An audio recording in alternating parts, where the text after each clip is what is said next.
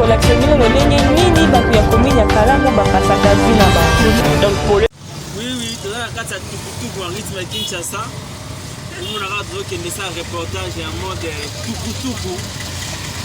Wazati akili azokoka te azokamwa tukutuku wana tomatinga na kati ya tukutuku.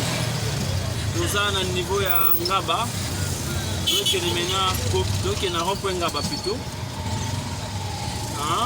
Tukutuku tomoni PSR ya Kianza. De l'équipe PSR université, là où tu utilises, c'est ici. Ah bon.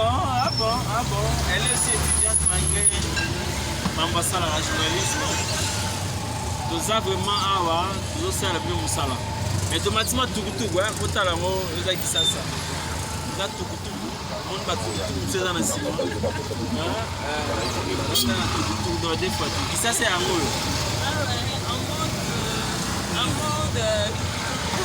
Un mot tukutuku. Elle n'arrive pas, hein, c'est ça qui ça. Pas n'importe tout le monde qui ça c'est un mot. Puisque dans ma boîte, ça qui ça. Quelle est la réalité? Quelle est la réalité? Donc ça qui ça. Tu vas à boîte, tu vas ça tukutuku. J'ai donné l'autre, tu vas ça pas n'importe où, hein. Ouais qui ça donc.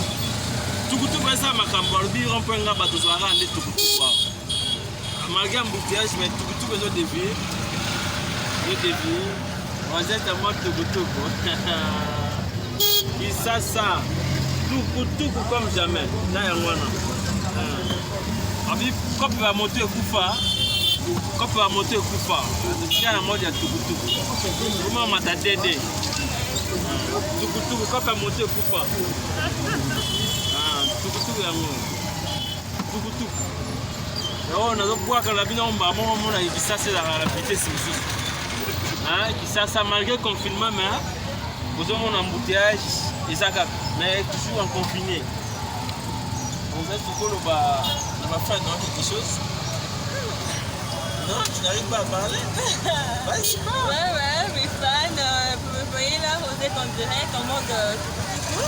Là maintenant je me dirige en fait plutôt vers rond-point Ngaba, prendre un petit boulot et puis des beaux mon ataka en mode tukutuku donc nous sommes à Kinshasa voilà tukutuku sinon voilà chauffeur pas biso angolo ba manda mfuza tukutuku chauffeur yo lo bali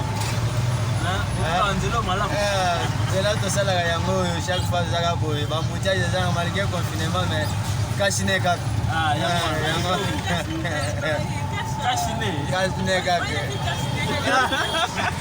ala di cache elongi à mode non merci beaucoup à tout à l'heure bon mon image en ligne merci